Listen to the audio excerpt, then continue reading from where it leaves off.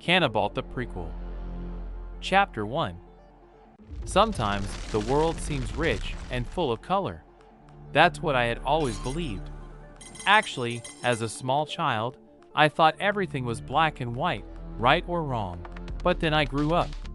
Then I knew better. I was sure I knew better then, because that's what everyone around me told me the world was like. I thought this was a complex world, and that I knew that because I was open-minded and enlightened. But in the end, when all the illusions are gone, it is completely polarized. When everything you thought was important has been stripped away, there is only black and white, and no shades of gray. My name is John Doe. Don't laugh. I've heard it all before.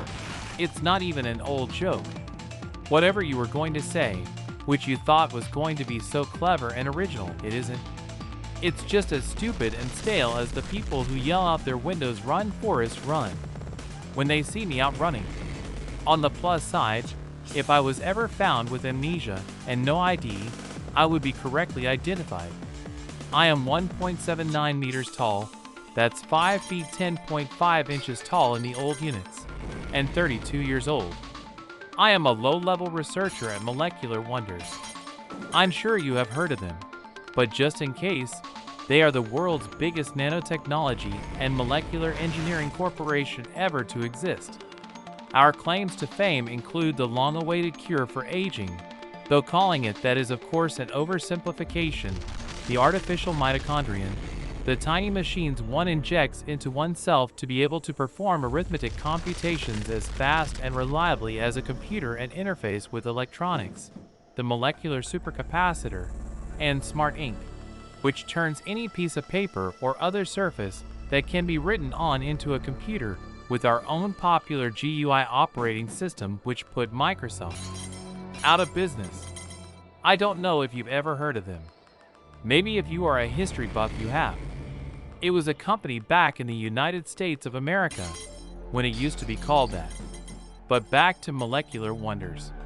Then of course NW was the company that created the first photosynthetic artificial organism. 3 times more efficient than any plant life at the task. You give it water and sunlight and carbon dioxide, and it produces oxygen and paraffin. It solved the global warming problem, as if you didn't already know that, which was a good thing, since the tree was already extinct for 30 years when it was developed, though fortunately it turned out they amounted to less than the diatoms in the ocean did. I am not a top dog in Molecular Wonders. As a matter of fact, if there's the top dog, and the beta leader, and the pack horde, and the runts that everyone picks on, I would be the shaky thing that the runts abuse to feel better about themselves. If I was born a million years ago, when life was just fighting and surviving though, I would have thrived in that environment. I have always lived alone. I have always been alone. And the things I have done in my spare time have left me physically very strong and tough. But I can't handle complicated social interactions. I could spear a water buffalo much better than I could schmooze. I acknowledged that the world wasn't that way, but I would certainly do well in a black and white environment. I was working on a project whose goal was to produce a paint-on quantum computer when it started, and I was nearby.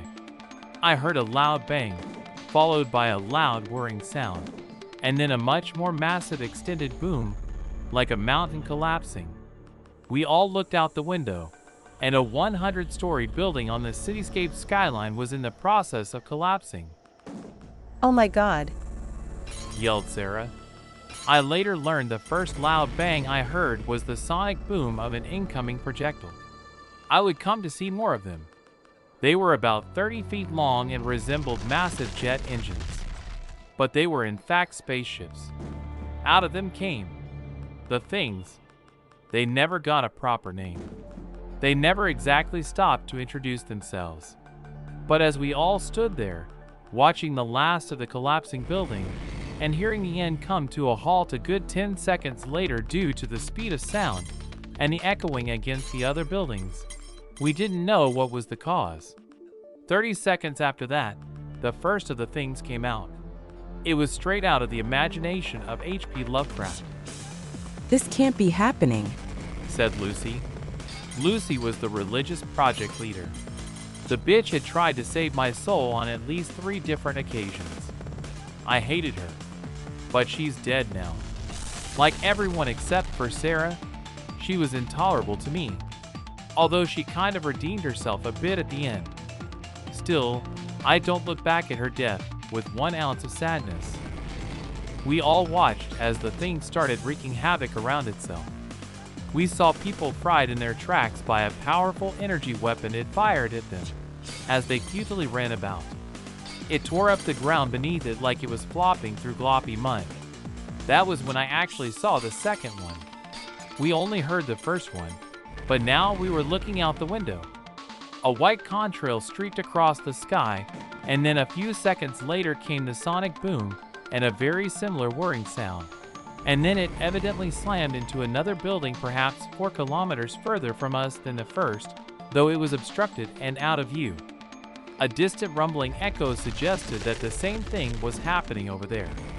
We helplessly were glued to the window as the destruction continued. Only 2 invaders so far, but those invaders were continuing their destruction. It turns out they were just test subjects in the impending invasion.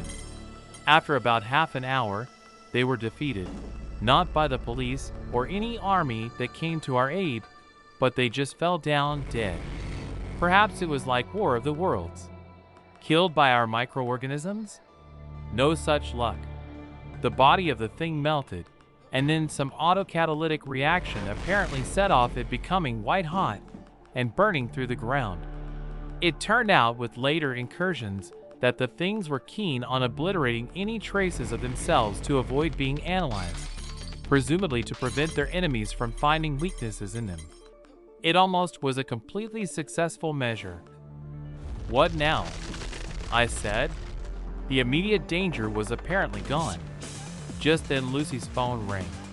It was a bulletin from the head office. MW was going to be involved in the investigation, and we were going to go down there and try to be a part of it, totally outside of my job description. I was supposed to be involved with numerical simulations, not with collecting samples from alien spaceships. But our subgroup in the Paintable Quantum Computer Project was deemed the least valuable and most expendable. Oh joy! I was just so proud to be the best at something, even if that something was being the worst at something. There was nothing there to get a sample of. The spaceship, the big jet engine looking thing, was just an empty shell at this point. The thing itself, the alien, had burned itself into molten iron and a soot of trace elements. There was nothing to learn. We didn't know how fortunate we were. Most later pods would not open to allow things to escape. They would simply explode with a force of 20 tons of high explosive, turning anything nearby into a fine mist. I went home for the rest of the week. I was apparently on call in anticipation of further developments, and my role on the project I was previously involved in was put on hold. I watched the news. It was interesting at least. Incursions of the same sort had happened all across the world. New York, South Beijing, Hong Kong Supreme, France City, New South Walesville, Coca-Cola Land, even Brazzaville's 1 and 2, all the biggest cities on Earth had 2 incursions each, and the story was the same every time. Not that it wasn't that almost all the land area of the whole Earth was one big city, but the places where the metropolis was at its densest were the targets. Another historical fact for you, if you can believe it. There was a time when there was undeveloped land on Earth, when you couldn't just go for hundreds and hundreds of kilometers without running out of skyscrapers on both sides of the road.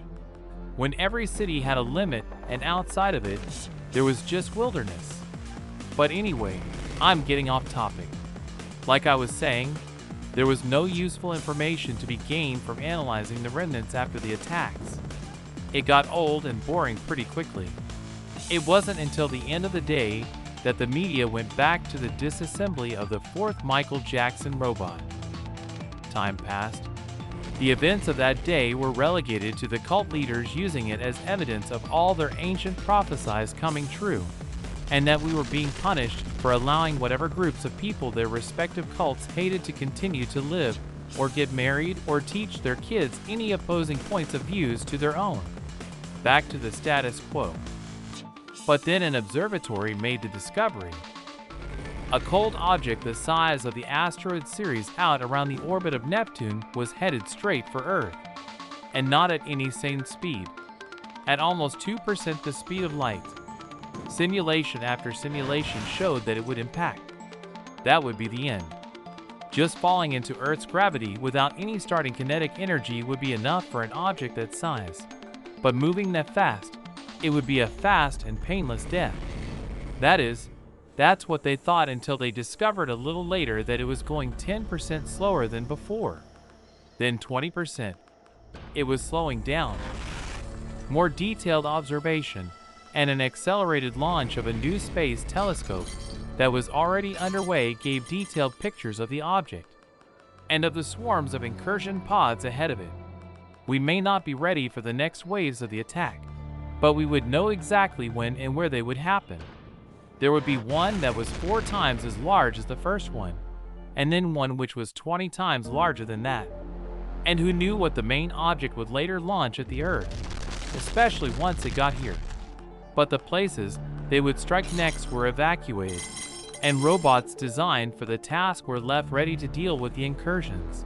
And available space probes were put in space to try to intercept them before they got here. And also interplanetary nuclear missiles were launched too. It almost set off World War II between Earth, the Moon and Mars, but they knew what was going on, and that the missiles weren't aimed at them. Locally, there were going to be 7 impacts. My team would be dealing with the one which apparently was headed straight for the Taco Bell Tower. Those damn aliens. I liked that building. It was the only one around here that wasn't just this sterile box. The hour was upon me. No one was expecting it to be different. Everyone thought it would have the same MO as the first attack. But this time, it was just the explosive pods. No things came out. The machines that fell from the sky that day were all time bombs. Bombs that would explode on their own after enough time, or immediately if someone tried to poke at it too much or if something struck into them. And again, there was nothing to gain from them. There was no knowledge to be learned. They were just exploding machines. My team was not among those that were blasted into oblivion. We were among those whose bomb exploded because it ran out of time. And we were all at least 500 meters away, within witnessing distance, but lucky again. Though luck always runs out eventually. It's like a radioactive atom. If it hasn't decayed, it's still as fresh as new. But it will happen after some finite time no matter what. It's a certainty. Have you ever seen 20 tons of high explosive go off? It's less than a well-designed small non-thermonuclear fission-only nuke, but not as much smaller as you might think. At 1,000th the energy, it's not nearly 1,000 times less the blast radius. Inverse square law and all. I shouldn't say it was 20 tons of high explosive. Equivalent to 20 tons of high explosive. No trace of any particular chemical residue was ever found, and it was accompanied by a pulse of gamma rays. Those monstrous things apparently had antimatter at their disposal. Our developing civilization couldn't dream of manufacturing antimatter in that quantity for a war machine in mass production. We had no operational theory for how it might be done economically, but the things did. The projectile machines that landed that day looked identical to the ones that contained the things from the first attack, but they were not life pods for containing monsters. They were apparently some sort of containment vessels to keep the antimatter from going off until the right time. That time would be when the timer ran out or when someone poked at them too much. They would release the antimatter from containment, and boom! Not enough left of the containment device to even learn how it worked. Not that it would have been particularly useful information on its own for waging a last-minute war. Just enough to figure out that that was what it was. Enough to teach us that we were in over our heads. How could we possibly fight them? The third incursion would be large-scale compared to the others. Locally, 146 impactors were coming. It would decimate the city. Literally. The original definition of decimate. Destroy 10% of. That one would turn out to be a mixture of both types. Things would come out of some of the machines in that incursion. Others would be just bombs. But in addition to that, there would be two unexpected surprises. One of them would be a massive electromagnetic pulse. Chapter 2. It did not want to annihilate another emerging civilization. It had been silent through the last, and it was wrong. It decided to be a traitor to its species, to do the unthinkable, to stop the relentless advance from one world to another. Its race had done this for countless millennia. It would bring that to an end. It would destroy its race and save the galaxy. It found a way to do this. It would sneak in with one of the explosive mass driver projectiles and eject the antimatter core into space before it got to its destination. It would then be a dud. It would then be inside the device, and if lucky, it might be able to communicate with the beings under attack. Or if not so lucky, a voluntary experimentation subject to allow them to fight its race. Hopefully, all aspects of the subterfuge would remain undetected to its people. And so, one amongst over 1 million projectiles, one of them contained what may have been the salvation of life on Earth. Chapter 3. Soon enough, the third wave was upon the world.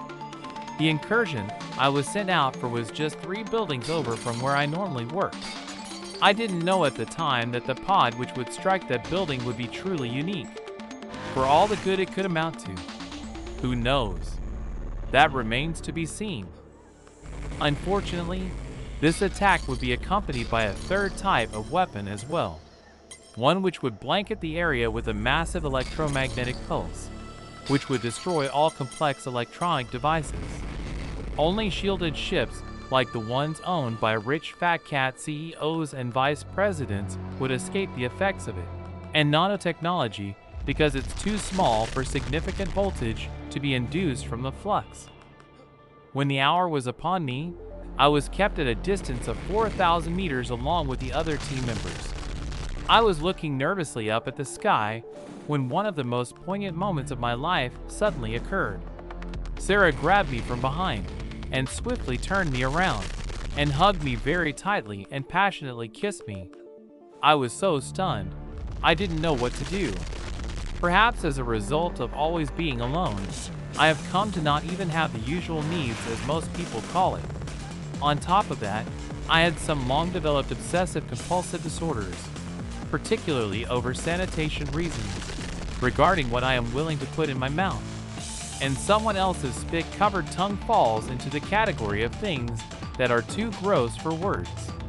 But I was also in shock, and I didn't know what to do.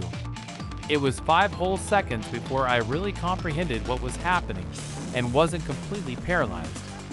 I guess she figured she might be about to die. Did she actually like me? Or would she have done this with anyone who was within reach? She was the only one who had been tolerably nice to me. I would have puked in her mouth if it was Lucy who had done this. I tried to not think about my logical revulsion of the fact that when two people kiss, they form a 10-meter long tube with assholes on both ends. Of the fact that a living human is in fact just a bag full of blood, guts, and shit. I just stoically tried to enjoy it. And maybe by the end, I did a little bit. I regret not fully returning the kiss now. Poor Sarah. I didn't know if we were all going to be dying soon, but then again, that possibility was no doubt why she was kissing me to begin with. The kiss ended, and she started crying. I stroked her hair. That's a normal sort of thing people do for showing affection, right? I didn't know about that sort of thing. But of course, I had to try to find out. Did you do that because you have a thing for me? Or because you think you may not survive the next 5 minutes, and it could just as easily have been anyone? I glanced over at Lucy, who was 60 feet away behind a wall of sandbags and facing the other way. Can you really not know the answer to that? I know you're not gay, because you don't hang out with anyone, and because of the stiff way you always dress, but don't you have any hormones? Any libido? I had been asked something like that once before, in my senior year in high school. On the one hand, it was a little bit flattering. On the other hand, it suggested that if she didn't have a crush on me, she wouldn't have even treated me in a civilized manner. Like I said, she was the only one who treated me in a tolerable way. She didn't exactly normally inundate me with showers of love. It meant that if the only one who treated me like a person did so because she was intoxicated with hormones, as she put it, then no one would normally treat me like a person. You wouldn't like me if you knew me. No one does. You wouldn't be able to stand being with me for more than 10 minutes at a time. It was the truth. Is that what you think? Is that what your existence is like? She cried some more. I wish I had made a more obvious move on you 5 years ago. Women. They can't just make a move on men. They have to try to compel the men to make a move on them instead, to maintain leverage as the one who isn't expressing need, and for plausible deniability in case the answer is no or they change their mind. I thought back over the last 5 years of my life and tried to imagine how things might have been different with a tiny perturbation. I would give it 2 days tops before she dumped me, or I dumped her. But I wondered if all the horrible things that had happened in the last 5 years would have happened if just some tiny change had occurred. The butterfly effect. Did you know that a butterfly was actually the name of some sort of animal? They all went extinct hundreds of years ago, so maybe you have never heard of them. But the saying goes that a butterfly flaps its wings, and that produces tiny changes relative to the way things would be if it didn't flap its wings, and that tiny perturbation causes air molecules to come together differently. The tiny changes get amplified greater and greater, until everything is different. That's the way it works in chaotic systems. There is actually a time constant in every chaotic system. The effect of a perturbation increases by a factor of E every time this amount of time passes. For lottery balls bouncing around a chamber, that time may be 1/10 of a second, while for the planets in their orbits around the sun, the lighter planets, like the Earth, may have a time constant of maybe 1,000,000 years, while the bigger ones, like Jupiter and Saturn, have time constants more like 3,000,000 years. Or rather than lottery balls, maybe you should think of them as pool balls. When the first ball hits the second one, but it is aimed at maybe just 1 degree to the right. After the impact, after traveling halfway across the table, the ball it hits maybe goes 30 degrees to the left, and the ball that hit it goes 30 degrees to the right. That's how the perturbations get amplified. And that's why the government kills people. She finished. Wait, what? I said. My consciousness came back to reality. Oh yeah. I was being tightly hugged by a girl, though my own grip on her had loosened. Her face was 4 inches from mine. You didn't listen to a word that I said, did you? She asked. That whole time, you were just staring off into space in John Doe land, thinking about John Doe things. This I could not deny. Well, I don't care. I am going to make a mission out of you. I won't give up on you, even though you think I will. I am going to show you that you aren't someone that no one can stand to be with for more than 5 minutes at a time. Lovely, she's thinking she can fix me. She did kind of know the right buttons to push there. But I didn't believe for a moment that she wouldn't come to eat those words if she tried to put her money where her mouth was. But it didn't matter. The time was up. The now familiar sound. A sonic boom, followed by the sound like a spinning machine grinding down, and then the sound of an impact. Except it was happening a lot. Not 2, not 7. All over the sky. All over the city. Not all simultaneously. It was chaos. I had no idea which one was even coming for us. I just hoped they were as accurate about the exact hit point as they claimed they were. and that the projectiles didn't change their velocities with rockets in flight to throw off the calculations. But the one with my name on it shortly arrived. It slammed into the appointed building, and we all crouched behind the sandbags. Slam. Just my luck. I was chosen to be the parakeet in the mineshaft. I was the one who had to go up to the thing and poke at it. Remember the electromagnetic pulse I mentioned? All the robots were out of commission, which meant that someone's life had to be risked, an actual person, coming up to it up close and personal. I wonder if I can quit my job now. This certainly wasn't in my job description. Maybe it would explode on its own shortly, or a thing would come out of it. That would make it easier. But neither happened. Not after 2 minutes. Not after 5 minutes. Which was something different. Never before was one of the pods not opened on its own to release a thing, and also not exploded after a certain amount of time, with that time being about 2 minutes. But that too, having something new, was not new. After all, in the second incursion, that was the first time the bombs were encountered. Why should it be a surprise that a third kind of thing would be encountered on the third wave? But as it turned out, this one was fundamentally different. I approached. What was I supposed to do anyway? Knock 3 times? I walked all the way around it.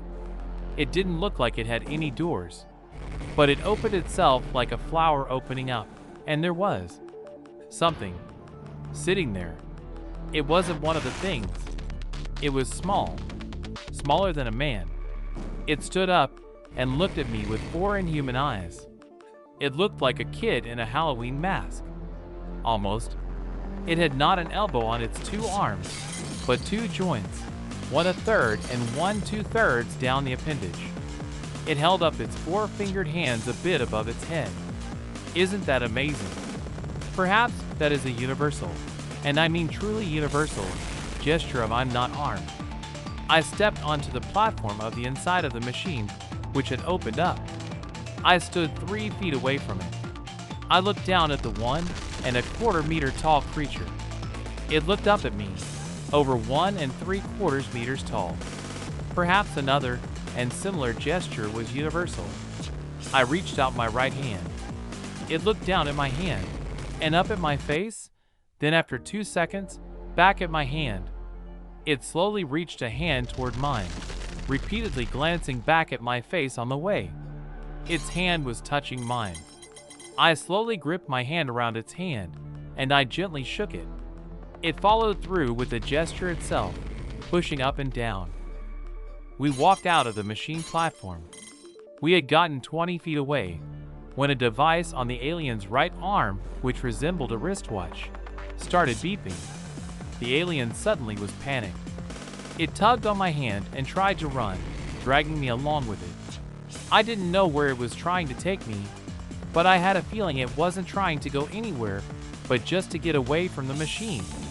I got ahead of it with my much longer stride and much greater speed, and pointed to the wall of sandbags. It understood. We ran back in the direction, and I was not quite prepared for what happened next. Lucy and Joss, her lackey, leveled guns at us. Okay, I guess I could understand that. They thought that maybe the alien had brainwashed me, and that it was leading us both toward its enemy to more effectively destroy them. Don't come any closer, Yelled Lucy. She was trying to hold the gun steadily at me in one hand, with a phone in the other, and looked at the phone in frustration, and then threw it to the ground. It didn't work any more than the robots. That thing could have some sort of virus or something, designed to wipe us out. You need to be quarantined. Look around you, Lucy. These things have antimatter bombs.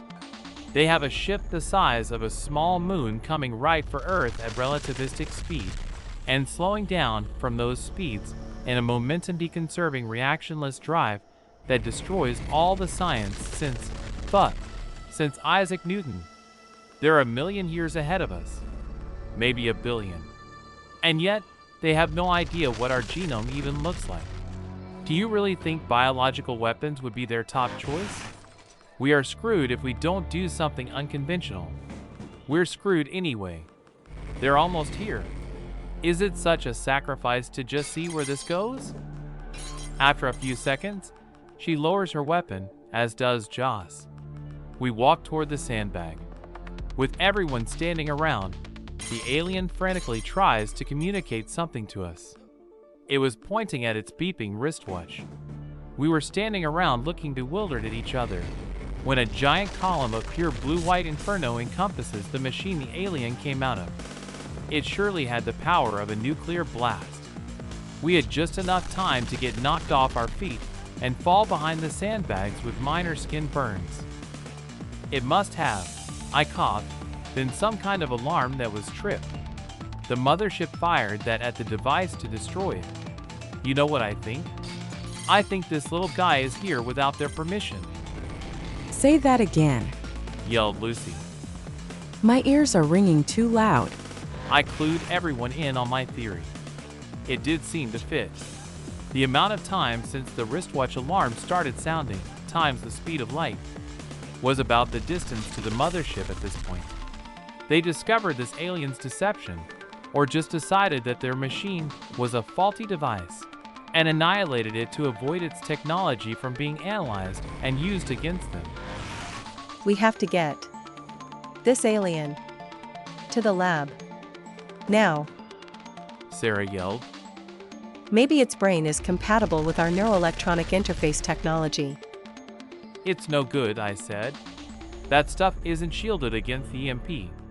We're going to find that none of it works. The alien tried to communicate at this point with a series of gestures. It was very good at charades. It mined that we should use a hypodermic syringe to take a sample of its blood, and then do something with it. There's another lab in our building that might prove more useful. Lucy said. What lab is that? Is it one of the top secret ones? I asked. Yes, a biological weapons research lab. She said stoically. Holy shit. We have something like that in the same building as us? I said. And you wonder why it's secret. Well, I'm not that surprised. Well, lead the way, I said. I can't let you into it. You're not cleared. You felt I was cleared enough to know about it. We don't have time for this. After a few seconds, she said. Fuck it. We're all going there. I guess I owe it to you. Me? Specifically? I said snidely, not expecting the answer that I was about to get. Yes, you specifically. I was surprised at that. Wait, why? I guess it's time to bear it all. I'm at fault for your lack of advancement up the corporate ladder. Huh? You're a genius, John. A bona fide genius. Surely you know this. A genius with no leadership abilities, but you should be the top researcher below managerial level. I kept you down, John. I suppose I might have been angry if I thought there was a point to life and a career. Why? Does it have something to do with your stupid religion? You. She shook with anger. I guess the answer was yes. It was something to do with her stupid religion. The fact that I treated it and her with pure undiluted disdain when she tried to talk me into join it. Well, it's good to know that organized religion today is every bit a positive influence on science as it always has been. She steamed some more. We were riding up the elevator, but this time, unlike usual, she was entering a special code into it. The doors opened to the biological weapons research lab. Sarah was the one who worked with actual biomechanical devices. I set up numerical simulations. She was also the closest thing the team had to a medical doctor. A little bit of help from the alien, and she got a blood sample from the alien. It was red. I guess that isn't such a big surprise. There are only so many colors something can be, after all. It would be all sci-fi to say it was green or orange or glow in the dark pink. But iron is a common element. It has a lot of affinity for oxygen. And this creature was after all breathing our air to no ill effect. Maybe the use of something very similar to hemoglobin was ubiquitous. I didn't have much use here. I looked out the window.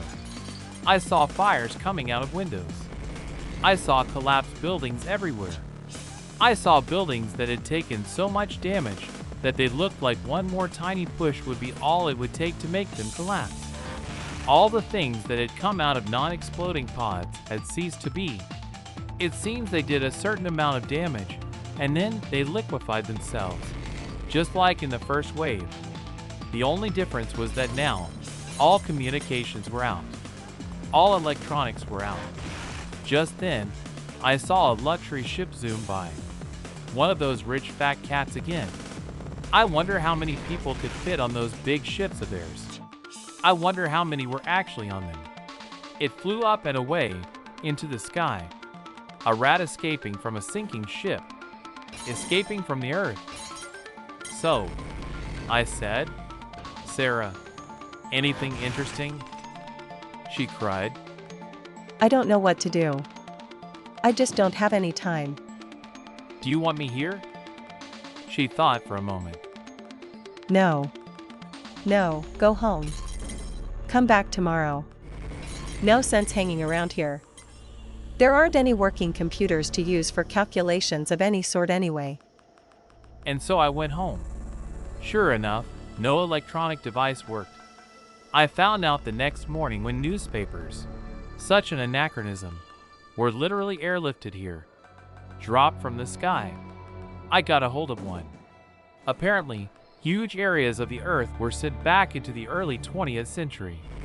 No electronics. No biomechanics or bioelectronics, except the nanotechnology, the nanites.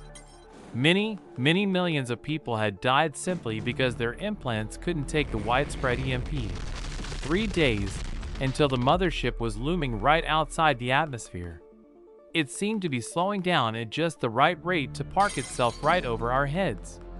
It's a good thing its drive was reactionless, or else the stuff it would be spewing at us would be landing on us. I brought a newspaper to the lab. The card didn't work, so I ran. Something I am used to doing anyway.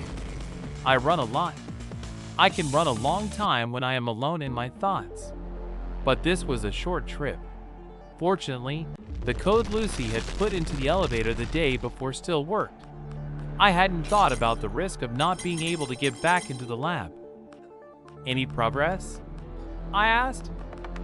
At what? What should I even be trying to do? And how would I even do it? Sarah said.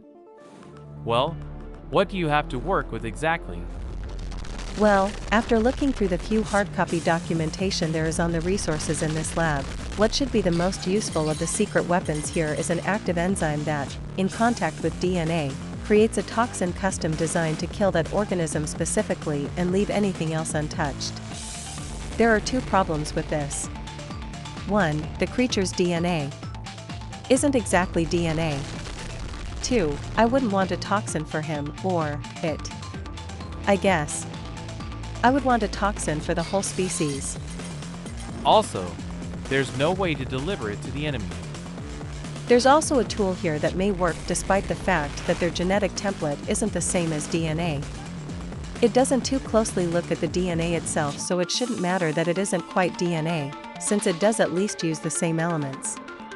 It allows for you to generate the protein that a strip of DNA codes for, but at a specific starting and ending point, so not the whole genome, just whatever string I want. It only works in a bath of amino acids to construct the protein, which could have been a problem since not all the amino acids are the same, but even though they are different from those found in life on Earth, as long as they are present in the solution, it seems to work with constructing the right proteins out of them. "Well, that sounds much more useful," I said. Yeah, except that all I can do is make genes from the creature. Not something that can hurt them. I can't use genes from the human genome, that would just kill humans. "Unless you found something that attacks or counteracts an essential protein generated by the pseudo-DNA." She froze for a moment. Of course. But that would mean designing an enzyme. Using amino acids that no one really knows the behavior of. Hurry. I waited there for several hours. I appreciate your loyalty, but you're pacing around and I can't get any work done like this. she said angrily. Oh, sorry. I'll go. Get some sleep. If you haven't gotten any, I can sleep when I'm dead. Sarah said. 3 days remain. If you were doing 1 or even 2 all-nighters in the last minute, I might agree with you. But it doesn't make sense that you try to stay up 4 days in a row. All right. That's true. I'll try sleeping 2 hours at a time, twice tonight though. She said, yawning. Just gotta program that into my watch. Bring me a change of clothes when you come back next time, though, would you? It's bad enough I go several days without bathing, but I can stand to have clean clothes. I don't know how tall an order that is. I think I actually have some things that will fit you. Actually, you're a big girl and you're the same height as me. I expect my regular clothes might fit you. Well, if it's all the same with you, it would be better if it was a little bit stretchy. Don't you bring me one of your formal suits you wear 100% of the time. I don't intend for us to be cosplaying as the Blues Brothers. I got it. I will not fail you. I'm on a mission from God, I said. She rolled her eyes, like she wished a nun would smack me. On my way back to my place, I saw a man on the street, leaning against the chassis of a building which was in the process of rapid rebuild, loomed over by one of the many giant cranes that were all over the city with the words Cannibal Crane CO on its side. He held a sign that said the end is here. What was I going to do? Wake him up to tell him that he was probably right? 2 days left. I looked through my closet. Well, it's kind of what she asked for. In a way, it couldn't be more unlike what I wear normally.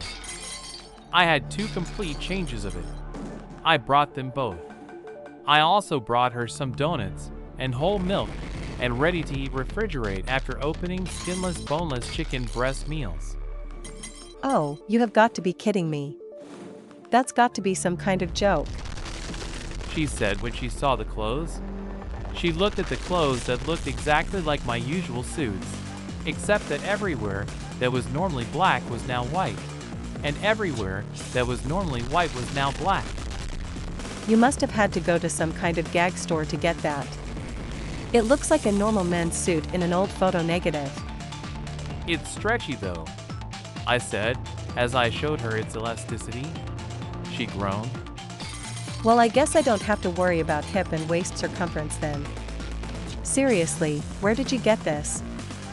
It was, well, custom made several years ago for a surprise party that never happened. Well, surprise. 3 minutes later, she had changed into one of them. I thought women were supposed to take forever getting ready in the morning. Oh, we are seriously a couple now. She snickered. You can't escape it now. And I briefly thought that maybe there was possibility in that. She wasn't like most girls, after all, as working days on end, on science no less, without sleep, was indicating. But it was a brief 2/5 of a second. I knew reality. So what have you got now? I asked. Their energy capacity is phenomenal. Their brains use oxygen and sugar like ours.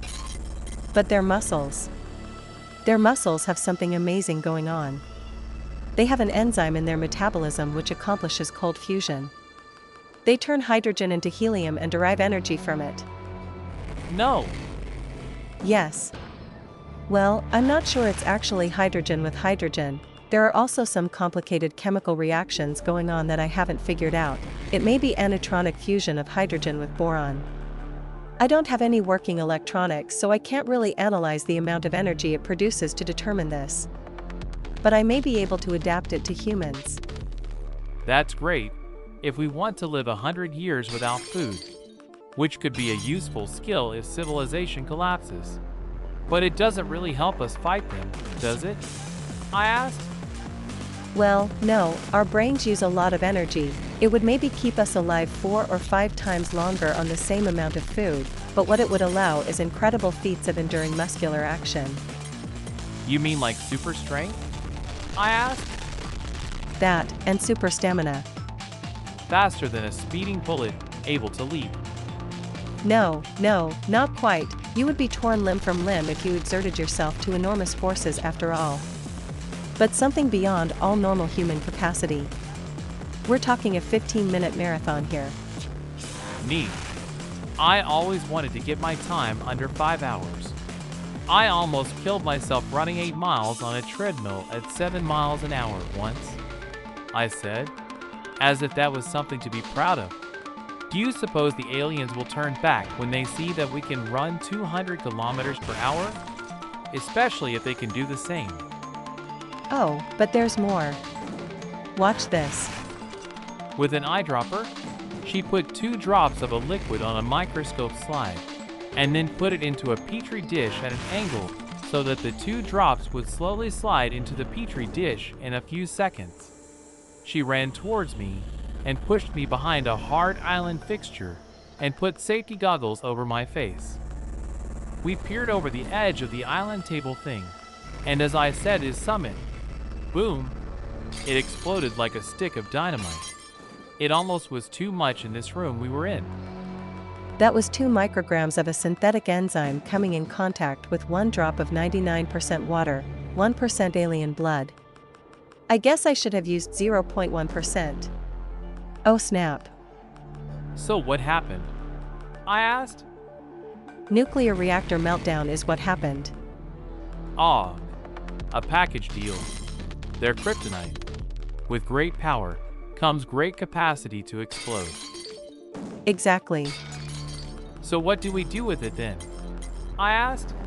Do you have a way to poison all the aliens who are millions of kilometers away with it? Can you manufacture enough to do it? That would be the problem. Any ideas? I was coming up empty, I have an idea. said Lucy as she strutted into the room. We both looked at her. There is a top secret facility where they could weaponize it. I thought you were only one little step above us. I said, why would you know about something like that? I didn't always have such a low status. I may have kept you from climbing the corporate ladder, but before you even met me, I took quite a descent down it. Okay, so let's get it over there, I said. It's not ready. Sarah said, It may be a moot point. said Lucy. Communications are out. No one knows we have anything special, and there is no transportation around. And the lab, it's over 1,000 kilometers away. You're kidding me, I said. So we may be able to create a perfect weapon, but in this day and age, it will do us no good because we can't even deliver it across the country? That's pretty much the gist of it. Said Lucy. We could try to signal down one of those planes that drops the newspapers, I suggested. Automated planes. No point. One of the rich fat cats with the fancy spaceships. The ones who haven't left yet have all sequestered themselves in survival shelters that lead to their fancy spaceships and not to the outside world. That just makes me mad, I have a crazy idea. said Sarah. I need to get to work. She worked furiously on no one knew what without sleep for almost the entire remaining 2 days. 1 hour before the alien ship was to come to a halt in close proximity to the Earth, to have possibly frighteningly high tidal forces on the Earth considering its size, my regular visit to her lab was different. She was really straining. She was gasping for breath. The lack of sleep was apparently getting to her. No, this was some sort of fever. She was burning up. She looked terrible. Don't be sad, I said. No one could have succeeded there. It was just an impossible task. You don't understand. She shakily said in a choked voice. I have injected myself with the treatment. The treatment? No, you mean the Superman treatment? Yes, don't I look ready to leap a tall building in a single bound? She gave a gurgling little laugh. But seriously, this should last a few more minutes. If I'm right, you're going to see some serious shit. 5 minutes later, she was indeed looking much better. She was looking basically normal. So I said, feeling super? And then she took a short running start and jumped 8 feet straight in the air and pushed off the ceiling with her hands back to the ground. Holy shit. It works. My girlfriend is a superhero. Now beat up those aliens, I said. As I was snidely joking, she stuck me in the arm with a needle. Hey! Moments later, I was gasping and crouching. She took this time to explain her crazy plan to me as she changed into the remaining fresh change of reverse color suits. I couldn't believe it. That's impossible, I gasped. It's improbable, at least.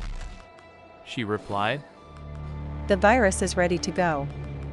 I even have the template for synthesizing a medium it will multiply like Madden for mass production.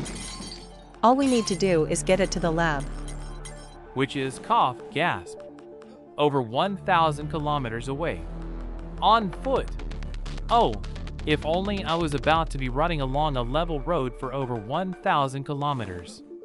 I had no idea just how impossible it was about to get. Lucy stepped out into the open and handed us each a piece of paper. Memorize it.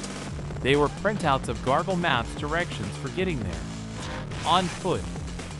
My color vision receded. The world brightened in contrast to become one of black and white. Sarah, I wheezed, but not as weakly as before. Did you become colorblind as well? Yes. A strange side effect, but I'm sure it can be resolved later. So much for only men being colorblind though, right? At this point, I was beginning to feel better. If only we had gotten our acts together 5 minutes earlier. Lights in the sky and the sounds of sonic booms and words and explosions marked that we were out of time.